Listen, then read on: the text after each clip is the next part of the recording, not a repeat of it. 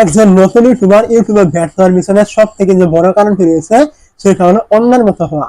ধরুন একজন বড় ইউটিউবার মানে পপুলার ইউটিউবার, সে কিভাবে ভিডিও তৈরি করছে সেভাবে ভিডিও তৈরি করবো, সে কিভাবে ভিডিও এডিটিং করছে আমিও ওইভাবেই করবো, সে ভিডিওতে কিভাবে কথা বলছে আমিও ওইভাবেই কথা বলবো, সে ভিডিওর লেন্থ কত মিনিট তৈরি করছে আমিও অত মিনিটে তৈরি করবো, সে থাম্বনেল কিভাবে তৈরি করছে আমিও ওইভাবে থাম্বনেল তৈরি করবো, সে রেগুলার ভিডিও কয়টা আপলোড করছে আমিও ঠিক ওই কথাই করবো। মানে এই যে টাইপের কিছু বিষয়গুলো রয়েছে এইগুলো কিন্তু আমরা ইউটিউবে নতুন আসলে কিন্তু এইগুলো কিন্তু বেশি পরিমাণে কিন্তু ফলো করে থাকি।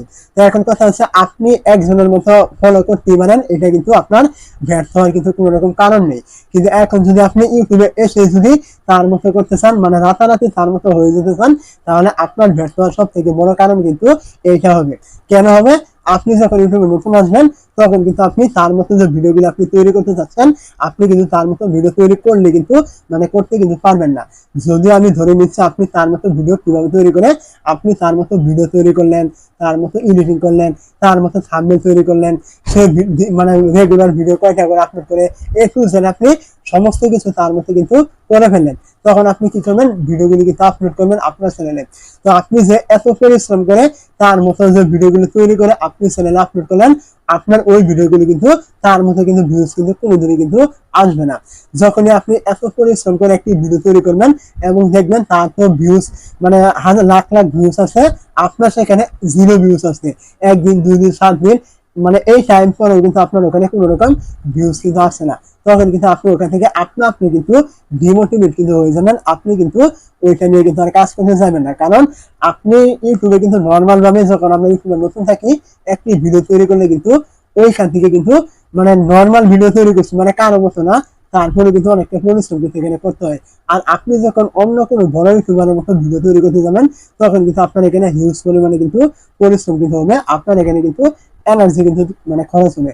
তো যখন আপনি দেখবেন এত পরিশ্রম করার পরও আপনার ভিডিওতে কোনো রকম ভিউজ আসছে না, তখন কিন্তু আপনি ওখানে ভিডিও আপলোড করে কিন্তু ছেড়ে দিবেন, আপনি কিন্তু ওই দিকে আর কিন্তু অগ্রসর কিন্তু হবেন না, আপনার ওই কাজগুলো করতে কিন্তু অনেকটাই কঠিন কিন্তু হয়ে যাবে।